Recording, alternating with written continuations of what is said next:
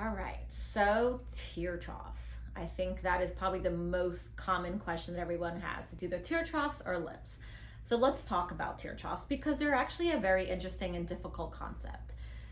I would say back in the day before we had FDA approval, we filled everybody's tear troughs. Now we're kind of taking a little bit of a backtrack and kind of figure out who really needed and where priors.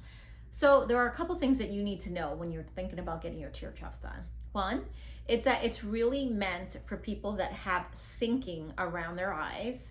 It is not just for discoloration. So if you have no sinking and it's just really, really dark, it's not an improvement for that. There's other things we can do to lighten that. If you have a lot of fat pad there or a lot of swelling under the eyes, also not a great procedure to do because it could potentially enhance the swelling around it. So it really is for people that have sinking, and the sinking can be all the way from in here and all the way around the orbital rim, okay? So how do we do that? So there also is, technique is very difficult. You really want to go to somebody that has been injecting tear troughs for a while or has been injecting for a while.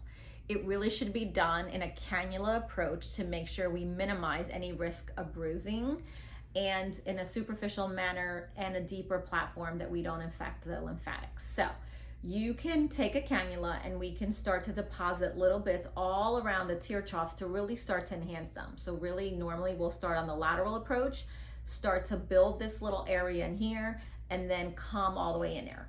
Now in here and here, remember that tear troughs can only be corrected about 30 to 40%. You do not want it fully corrected because what will happen, it will start to swell. And less is more in this area. I always love to say that. Do not fully correct or overcorrect the tear trough area. The other really important thing is you need to make sure that they really have good cheek support. If they have a flat cheek and you correct this, they're gonna get a fat pad over a flattened cheek, which is gonna make them look older. So you need to normally correct the cheek area first. And most people, if you truly correct the cheek area first, you will have corrected 50% of their tear trough, which is amazing. So always start with the cheek area first and then build up to the tear trough, and then you'll have a very natural, smooth platform that will improve your tear troughs with fillers.